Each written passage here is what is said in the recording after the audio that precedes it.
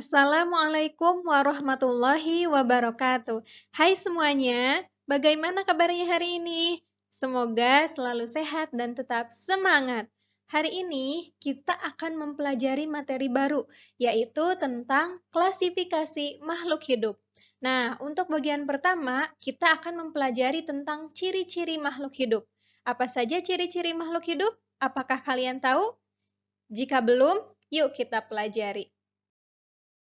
Tujuan pembelajaran untuk hari ini yang pertama yaitu dapat menjelaskan ciri-ciri makhluk hidup, yang kedua dapat menjelaskan perbedaan makhluk hidup dengan benda tak hidup, dan yang ketiga menyajikan hasil pengamatan, mengidentifikasi, dan mengomunikasikan hasil observasi makhluk hidup dan benda tak hidup di lingkungan sekitar. Coba perhatikan gambar berikut. Di sini ada gambar beberapa jenis hewan yang berada di sebuah hutan. Nah, ketika melihat gambar di atas, kalian pasti sudah mengetahui bahwa hewan dan tumbuhan merupakan makhluk hidup atau disebutnya komponen biotik. Sedangkan tanah, udara, batu, dan sinar matahari merupakan benda tak hidup atau disebut komponen abiotik. Namun, apakah yang membuat kalian dapat mengelompokkan makhluk hidup dengan benda tak hidup? Nah, untuk menjawabnya, coba lakukan kegiatan berikut. Nah, ini merupakan kegiatan yang tadi Ibu share di grup, yaitu mengidentifikasi perbedaan makhluk hidup dan benda tak hidup. Apakah sudah selesai? Jika sudah, nanti kita bahas ya. Nah, berdasarkan hasil pengamatan kalian, benda apa sajakah yang termasuk makhluk hidup dan benda tak hidup? Apakah yang dapat membuat kalian dapat mengelompokkannya ke dalam makhluk hidup atau benda tak hidup? Tentu kalian dapat mengelompokkan benda-benda tersebut karena ciri-ciri yang dimilikinya ya. Nah, apa saja ciri-ciri makhluk hidup? Ciri makhluk hidup ada 8. Yang pertama, bergerak. Yang kedua, bernapas. Yang ketiga, memerlukan nutrisi atau makanan. Yang keempat, peka terhadap rangsang. Yang kelima, tumbuh dan berkembang. Yang keenam, mengeluarkan zat sisa atau ekskresi. Yang ketujuh, berkembang biak atau reproduksi. Dan yang kedelapan, beradaptasi. Ciri-ciri makhluk hidup. Yang pertama yaitu bergerak. Semua makhluk hidup dapat bergerak. Manusia dan hewan dapat bergerak secara aktif atau berpindah tempat. Sedangkan tumbuhan bergerak secara pasif atau tidak dapat berpindah tempat. Contohnya, manusia berjalan dengan menggunakan kaki, ikan berenang dengan menggunakan sirip, dan burung terbang dengan menggunakan sayap. Sedangkan contoh gerak pada tumbuhan yaitu gerak tumbuhnya pucuk tumbuhan menuju cahaya matahari, yang dapat dilihat seperti pada gambar. Yang kedua yaitu bernapas atau respirasi. Bernapas merupakan proses mengambil oksigen dari lingkungan dan mengeluarkan karbon dioksida dan uap air dari tubuh.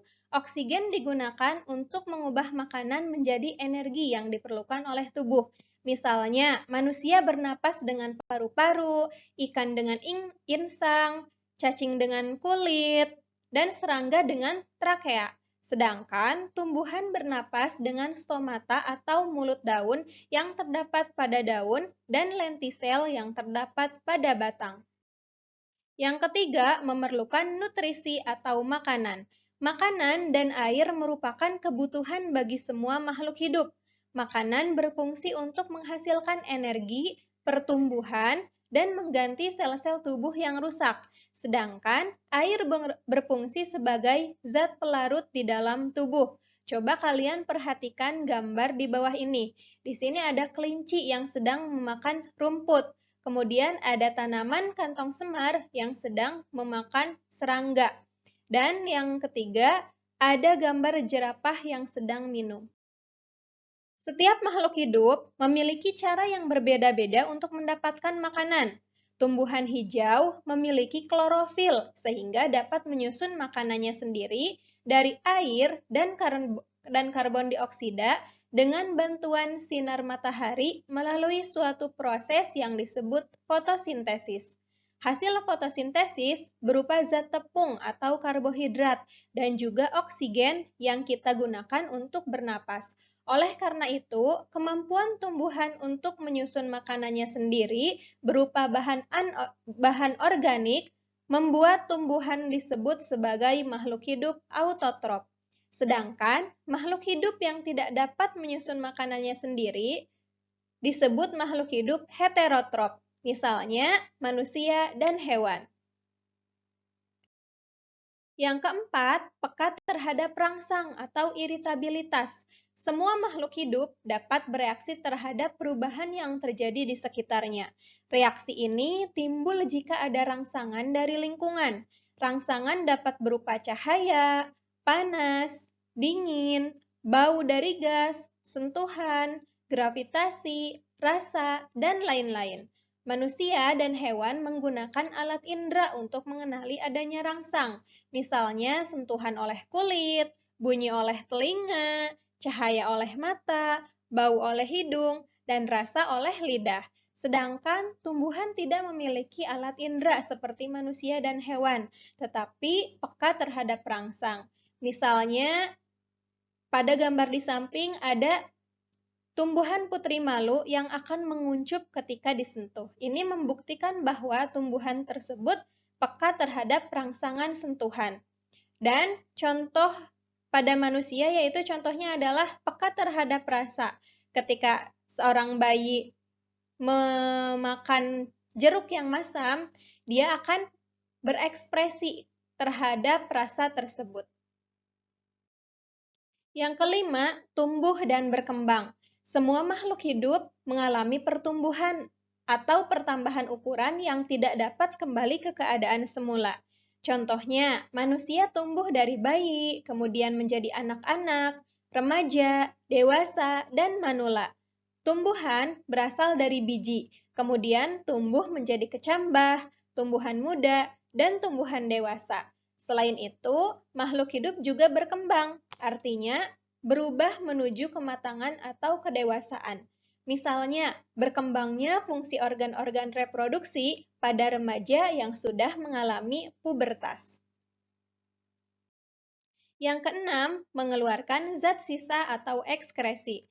Pengeluaran zat sisa atau ekskresi sangat diperlukan karena zat sisa bersifat racun, sehingga jika tidak dikeluarkan akan mengganggu kinerja tubuh.